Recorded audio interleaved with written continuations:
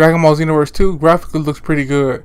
Doesn't look much different than the first game. Some smaller details, some more refined lines look a little bit better, thanks to current gen consoles. Unfortunately, the game doesn't look as good as it could have looked if it wasn't made on last gen for the first one, because the cutscenes and the renders for the game actually look a lot better than the actual in-game graphics, in my opinion.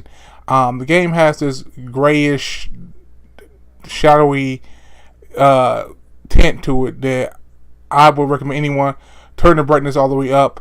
This is the normal one as you see a comparison photo, and the brightness all the way up, it looks more like Xenoverse 1. So that's it for the graphics. It looks good, not much different than the first one.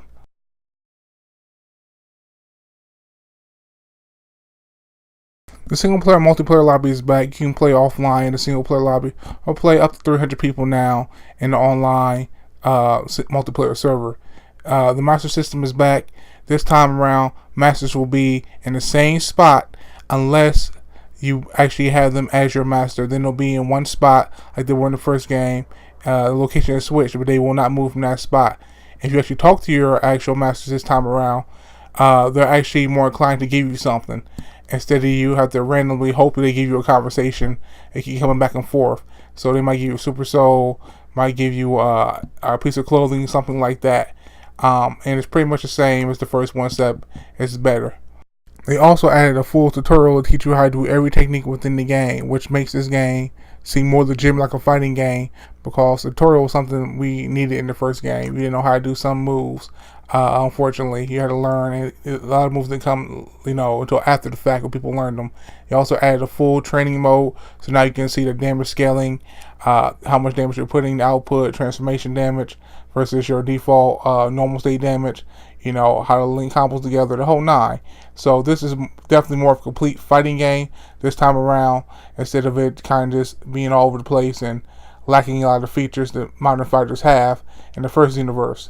Of course, Parallel Quest Return, after it's all said and done, you get 100 of these, and some of them are the same, but some of them are different because they have some new characters and things, so they twist some of the ones we had before with some new outcomes, which is pretty cool, keeping it a little fresh.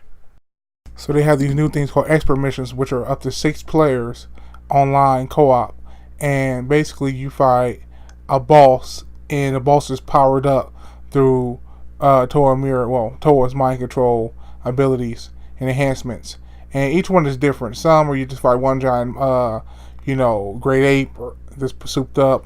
Some will be a plethora of enemies with enhanced abilities with crazy stamina and phasing techniques. Some will be, they can knock you to another dimension, and you have to defeat a fake version of yourself and free your comrades who have been sent to the other dimension as well. There's a lot of variety here. It's pretty cool mode that gets the whole party going, and definitely something that's going to take some time as the level increases by each one. So there are 87 characters, 88 if you count Goku Black, who's the pre-order exclusive, who'll be available later on as DLC, so don't worry about that. There are 28 stages. The fighting mechanics in Xenoverse 2 are way better than Xenoverse 1. The combos are nice, they actually hit. Every blue moon is mostly just online, I've noticed this. A combo will drop, or someone will fall out of it, but it's nowhere near the level of Xenoverse 1 was. 90% of the matches flow pretty well. There's some online issues here and there. That's something hopefully can be fixed with a patch.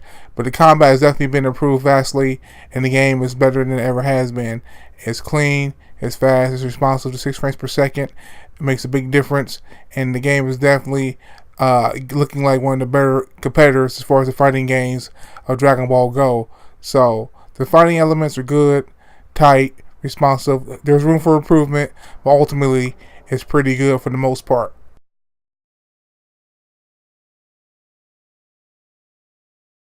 The sound for the game is pretty much, the same as Xenoverse 1.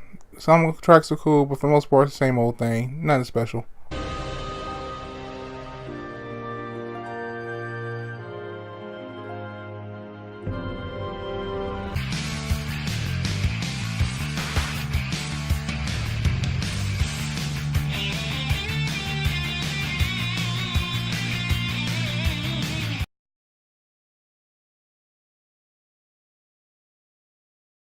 The online has been improved a lot more since the first game. Still has some lag, still has some screen tearing, some issues that could be smoothed out. Hopefully we get some updates that will clean up, but for the most part it does work for what it needs to do, but it definitely has room for improvement in a lot of areas.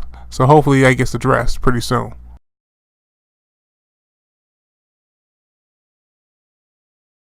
Dragon Ball Xenoverse 2 is definitely an improvement to the first Xenoverse. You can look at it as a true sequel, or you can look at it as an enhancement to Xenoverse 1, making it Xenoverse 1.5, which I think some people feel that way. Personally, I think it is a hybrid of both. It's not quite the sequel that we needed and wanted, but it sure is definitely better than the first one. But ultimately, this game is really good. If you played the first one, you liked it, you'll love this one.